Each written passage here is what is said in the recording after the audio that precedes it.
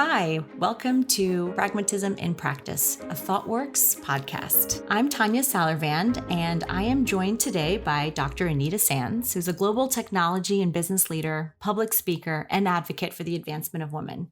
She currently serves on the board of 3 Silicon Valley public companies and as a board director at 2 private companies, including Thoughtworks. Today is episode 2 of our Thriving in Ambiguity series. In episode 1, Anita spoke a little bit about resilience and why and how it's important to us today specifically as we are in the mix of ambiguity. We reflected last time on the first part of the 4 parts, awareness. Anita, welcome. Thanks for joining us again. Thank you, Tanya. So honored to be here. If you don't mind, I'd love for you to give our audience a quick recap of the components of awareness. And then today we'll focus a little bit on part 2, belonging. Is that okay with you? Yeah, well, what the awareness piece is about, it's, as you say, the first letter, the first component of a model that I've developed with some colleagues for how you reconstruct resilience. And we need to reconstruct resilience in order to be able to thrive in ambiguity, because ambiguity is an entirely different beast. So the first element of that is, as you rightly said, awareness. Awareness in many ways is the selection gate to thriving in ambiguity. If you don't have it, you don't pass it, basically. So resilience starts with awareness. And there's 2 kinds of awareness. There's self-awareness and situational awareness. So self-awareness is really about knowing who is it that's heading into this crisis? Who is it that's dealing with these tectonic shifts that are moving under our feet? And it's about knowing who you are, what you bring to the table, what do you have? What do you need? What is your own bucket of authentic wealth that you can draw on in moments like this? But also knowing then, what strengthens you, what weakens you, what depletes you, so that you know when and how you can best replenish yourself, right? Because if our tanks are empty, we know we can't run on an empty tank for long. So it's really important to know what is it that depletes us and what we need to do in those moments. So that's self-awareness. It's also about kind of minding where your mind goes. So making sure that we're really conscious of where we focus our attention and how we control our thoughts. That then dovetails into situational awareness, which is, okay, I'm showing up to deal with this situation, but what is the situation I'm dealing with? And how is that changing minute by minute, day by day? And not being like a donkey on a bridge. There's no point in resisting the reality that we're confronting right now. There's no point in having wishful thinking or grieving all the stuff that we've lost or all the things that coulda, woulda, shoulda been this year. Instead, we have to be very much sort of aware of the current situation, aware of what it demands from us, and then invoking that self-awareness to respond and not react appropriately. So that's kind of the self and situational awareness. And I think where I ended up at the end of the last episode was talking about when you have a diverse team and you have people with a great range of skills and perspectives, it's so important that you have everybody on that team invoking their self and their situational awareness to give you a read of what's going on and to give you a really sort of a landscape view, as it were, of what is happening to the business. Because as a leader, you're up there on your perch and you have your own perspective, but that might be very different to what, say, an employee who's on the front line with customers is actually seeing and observing right now. So when you can get a team of people to use and leverage their diverse perspectives and their self and situational awareness, you can actually turn that into a strategic awareness and a strategic advantage. And in studying the teams that I've been studying over the last 7 months, these are elite teams that are trained to thrive in conditions of ambiguity, pressure, uncertainty, change. They say, and including looking at teams like, say, military special forces, or we've also had the privilege of studying the New Zealand All Blacks, which are their rugby team. But they will say, look, if you're in a crisis situation, if you're out on a battlefield, it doesn't help to have every team member looking through the same set of binoculars at the problem. You want those diverse perspectives. But in that, Tanya, I've said 2 things that are kind of a tee up for belonging. The first thing I've referenced is the importance of diversity in order to get you through adversity and what an advantage that actually is. And then the second thing is that in order for people who have this self-awareness and situational, who have something to contribute, in order for them to be willing to do that, you have to have this really powerful concept as core to your culture, and that is the power and concept of belonging. And when you say belonging, I think many people automatically start thinking about maybe some warm and fuzzy concepts, or what does it actually mean to belong? And they really start to question what that means. Can you tell us a little bit more what you mean when you say belonging in this context? Oh yeah, I mean, Tanya, as you said in the introduction, I've been a huge proponent of diversity and inclusion for many years, and I thought I understood this, and then I started studying these elite teams who thrive in ambiguity, and I realized that belonging to them is like at a whole other level to how we would ever consider or think about it in a corporate context. So we tend to talk about belonging along this continuum of sort of diversity, inclusion, belonging, and this sort of warm and fuzzy HR thing. When you look at these teams, belonging is about as far away from a warm and fuzzy HR concept as you can possibly get. Belonging, they say, is the singular biggest predictor as to whether or not they will be successful and whether they will thrive in ambiguity. The special forces teams, for example, describe belonging as it's like a well in a drought. It's completely necessary to assure their survival, and it's sufficient to sustain it. So what I've now learned about belonging from these teams is that there's different components of belonging, which I'll talk about, sort of cultural belonging, functional belonging, enabling belonging. And then I've also learned just how different belonging is in a crisis. And at times like this, when we're actually separated from our team members, belonging takes on a whole other flavor, a whole other set of nuances. But it is the singular biggest determinant of performance and success when you're in a crisis and when you're under duress. It's interesting you say it that way, because I automatically am questioning why. Why does belonging become the singular most important piece of it? And of course, I'd love to dig into that a little bit more. But when you say high performance and you talk about teams looking at belonging as almost a North Star, if we feel that, then we're really performing at our best. Can you tell us what's underlying there? What are the key elements? What's the criteria? What are the things that really come to the surface when we dig into belonging? Right. So this sort of covers the first component of it. There's like three legs to the belonging stool. The first one being cultural belonging. And cultural belonging has two key kind of criteria. They're like almost prerequisites for belonging: acceptance and trust. So let's go back to the example I was just using at the outset, Tanya, of, say, a special forces team. They're in a conflict situation. It's unfolding. It's chaotic. It's dynamic. It's crazy. And I said, look, you want to have everybody using their self and their situational awareness and giving you a read of what's going on, because when you put that together, that gives the team the most intricate read of the actual circumstances and situations. Now, two things there. First of all, these teams design for diversity. They want the most diverse sets of skills and experiences on the team possible, because as you can imagine, in moments of crises and when you're under pressure and when everything is so uncertain, you want to leverage all of those skills and all of that diversity. So they purposefully solve for diversity, and you are accepted into these teams, warts and all. So it's not only that you're accepted sort of in spite of your warts and all of your characteristics and quirks, you're accepted deliberately because of your warts and all. So they really deliberately know how to leverage diversity. They stir the diversity pot in order to get as much benefit from all of their diverse skill sets and experiences. So going back to then, you're in a conflict situation and things are unfolding. You want to leverage that diversity, but it's only going to happen if people feel this incredible level of acceptance. And it's acceptance at a point that's way beyond inclusion.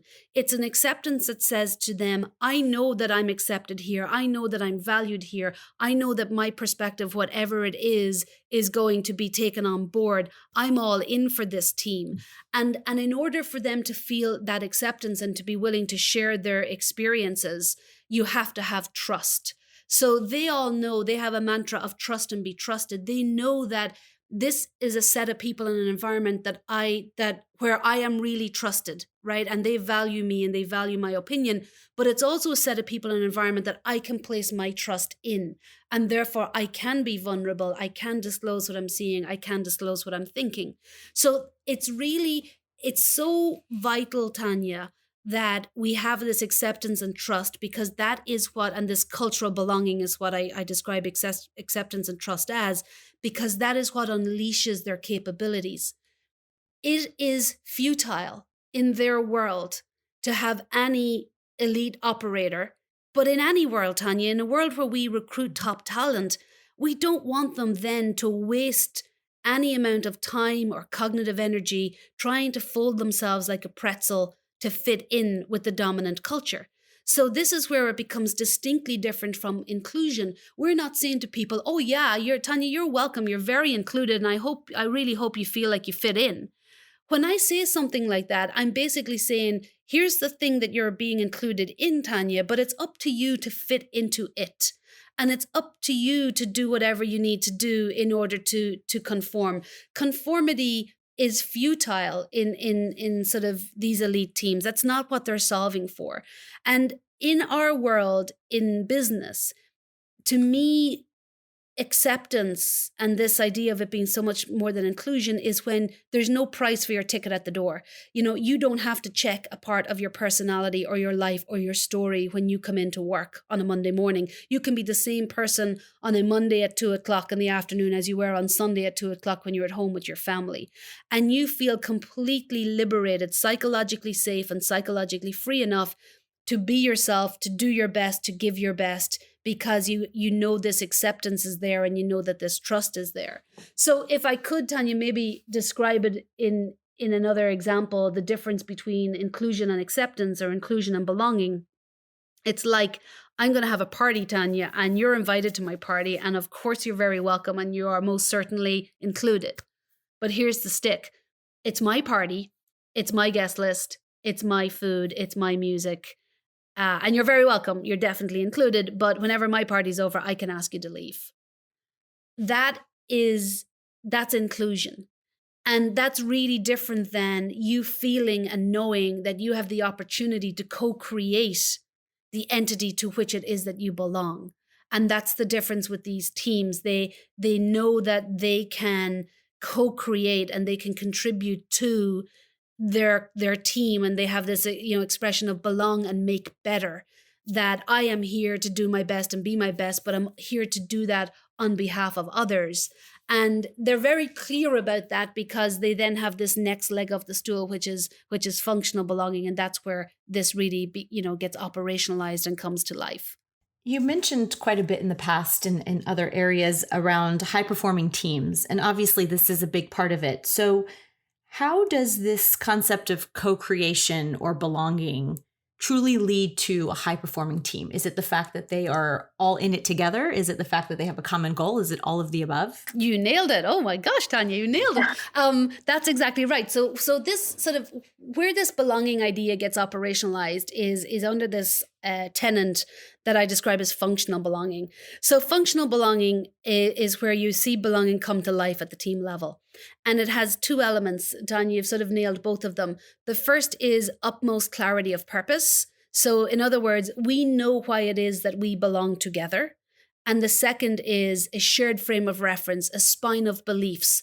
We know how it is that we are going to go about doing this why thing. And that is really what separates these teams from the rest. So let's think about it where we would see it in real life. You see this functional belonging, utmost clarity of purpose, shared frame of reference, spine of beliefs come to life in Formula One pit crews, right? They have less than 3 seconds when that driver pulls in.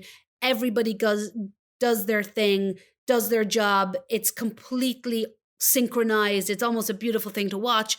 And the driver's back out in 3 seconds. You see it in an operating theater when a patient is coding. You don't see the medical team there standing around panicking, looking at each other, wondering who's going to do what. They fall into this seamless cadence and this orchestration because they know exactly what their purpose and their mission is in that moment, which is to save this patient's life. But they have very much a shared frame of reference that they've all contributed to creating, which is, I know what I've got to do, and I know what you're going to do, and I know what it feels like in this moment that for somebody to have my back, right? And you have no doubt about that. You have no hesitation for a second. I mentioned, Tanya, as well, that we're studying the All Blacks, the New Zealand rugby team. Yes. And although I'm an Irish rugby fan, I will give these guys their due. They are generally seen as the most winning, most champion kind of team across all sports really in the world for over 150 years. And there's many things that make up their incredible success. But this sense of belonging, this utmost clarity of purpose, this shared frame of reference is at the heart of it. And, they even take it to the most extreme level, which is not only am I here to do my best in these games with this team, for this team, but I'm here because I've been entrusted with a legacy. And they have this expression of leave the jersey better than you found it. And they actually have a ritual where they have an empty jersey. And just to show you that, you only get to occupy this jersey for a short period of time, and then you're going to move on. The jersey will be empty again. So they feel this actual sense of legacy that they've been entrusted with. And therefore, they are more than willing to go over and beyond in order to maintain that legacy that they feel really honored to have been entrusted with. So this is belonging like on steroids, right? This is when you literally couldn't imagine being anywhere else. You just, this is where you're going to do your best work, and you're entirely enabled by the environment to do that.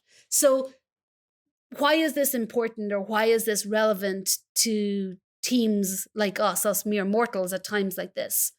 Well, this comes to life because belonging, or crises better put, is a litmus test for belonging.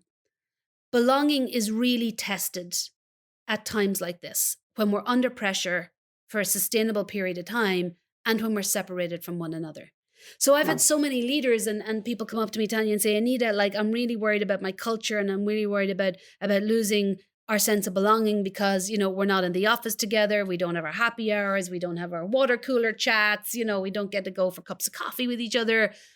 And my response to them then is that if you think going for a cup of coffee or chat around the water cooler was what gave your culture a sense of belonging, you never had belonging to begin with.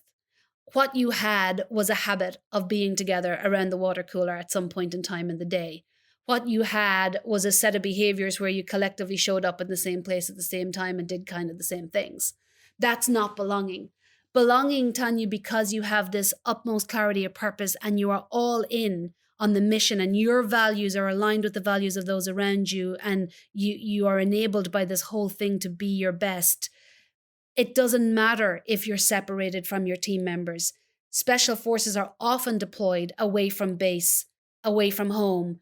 As they say, you can never promise to be home for Christmas because they don't know how long they'll be gone for. And in those moments when they're sitting in a dark, lonely hut, away from home for God knows how long, they don't question what it is that they're doing, or what it is that they belong to, or why they're there to do it, or how they're going to do it. That's what belonging is. So in a crisis, initially, every one of your employees said, okay, I'm just going to bunker down, hold tight, sit still. Hopefully this will pass. But even after a period of time, even your most loyal employees will start to question if it's worth it. It's like, Tanya, we were all running a race, and some people will pick their head up and just keep running.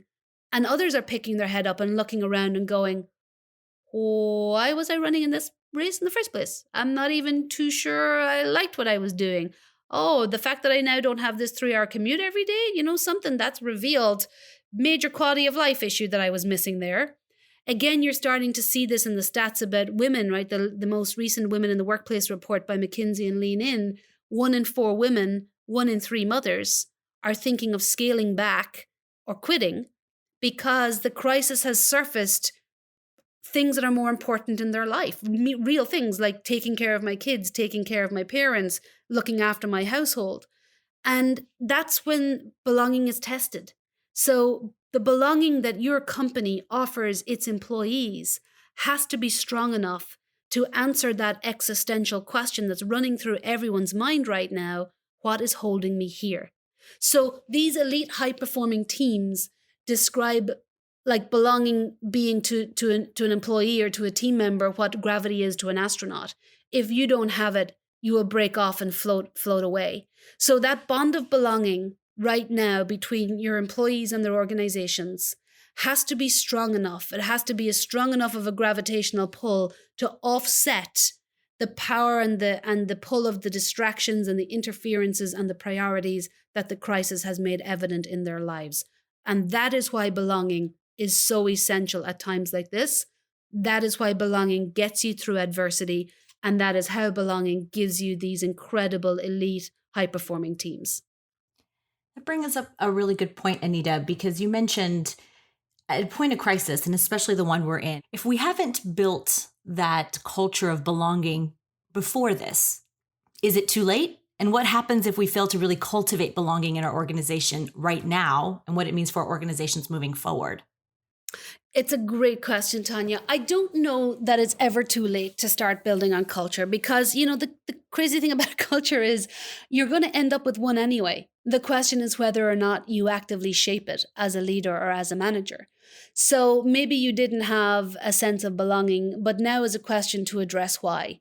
And the reason it's essential right now is because when you are in a crisis and your employees are being pulled away by other things, that strength of belonging has to capture individuals at a depth and with a level of intensity that they don't have during peace times, right? This stuff just doesn't integrate as easily when people are under pressure and apart from one another. So I don't think it's ever too late to start building it. I think you then have to ask, what is it that I need in order to feel that I belong? And how might I help others feel that they belong in this environment as well? So I think it's critical to start building it. The reason it's also critical right now is because we are finding new cadences and new routines in how we work together. And a lot of the companies I'm working with, Tanya, are considering switching to remote working permanently or going remote first. And what that implies is that, our culture isn't just a nice set of values on a wall. Our culture is this set of embedded and intrinsic behaviors that we all engage in that give us an outcome, that lead to a result. So when we are going to go now remote first, the way in which we are going to get those results and deliver those outcomes is different because our patterns of behavior are different. So at a time like this, I think it's almost a great opportunity to start thinking about belonging because we are changing up our culture in some respects, because we are changing up our behaviors by virtue of the exogenous circumstances we're now all working in. So what you want right now is to create an environment where people feel accepted, people feel trusted. People feel trust, Tanya, when you give them autonomy and accountability. You want to reconnect people back to the purpose of the organization. You want to help them understand how and what and why they're essential to this team. You want to offer them the support that they need right now in order to replenish them. So belonging, when you get to this level that I've been talking about, is really how you enable people to be their best. And right now is kind of a window of opportunity to retake a look at that, because how we are doing things is just by definition changing as we switch to remote first. So I think it's an opportunity, actually. It's never too late. That's great to hear, because I'm sure many out there are still questioning or figuring out what it means to build a culture, especially as we hire new employees or bring on new team members. How do you really enlist that sense of belonging in that culture? With folks coming in brand new and trying to discover from home what it means to work for your organization. In our previous episode, you spoke about self-awareness, and of course in this one around belonging. Next, we talked to curiosity, and I'm really keen to hear how this all builds on top of each other. But before we go, what is the connection between self-awareness, belonging, and then the lead into curiosity? Right. Great question. So, like I said, we start with self-awareness, awareness of self, awareness of situation. And then when you are aware of yourself, you are better able to determine where it is that you might belong, right? Because you know where you would fit the best, right? Because you're going to have an alignment between your vision for self and perhaps the vision for the organization. You're going to have an alignment between your own intrinsic values and motivators and the values and the motivators of that team and that organization. So when you have, it's only with awareness that you can understand better where it is that you might belong and what kind of belonging, what kind of culture would best enable you to be your best self. But once you are there, curiosity is, I don't know how best to put it, Tanya, other than to say it is the superpower that actually unleashes all of those capabilities that you came with and you're respected for. And it is what unleashes that power of belonging, because it's what says, I know how I can be my best, and I know how I can be better and improve as part of this team and with these people. And together, it's our curiosity that's going to enable us to achieve outcomes that we never thought possible. So it is the secret sauce in many respects and a real superpower. That is a great lead-in for our next episode. Thank you so much for bringing belonging to us, Anita. I'm really excited to hear about that and also what's coming next. Before we go, I do want to let everyone know that you did speak to this belonging topic at our annual global event called Paradigm Shift. So if you would like to hear more about belonging and what it means to your digital transformation, please do check out thoughtworks.com/paradigm shift. And the title of your presentation at the time was Why Your Digital Transformation is Destined to Fail. But really, at the heart of it, it was about belonging. That's right, Tanya. That's right. Thank you so much for your time today, and we will see you on the next one.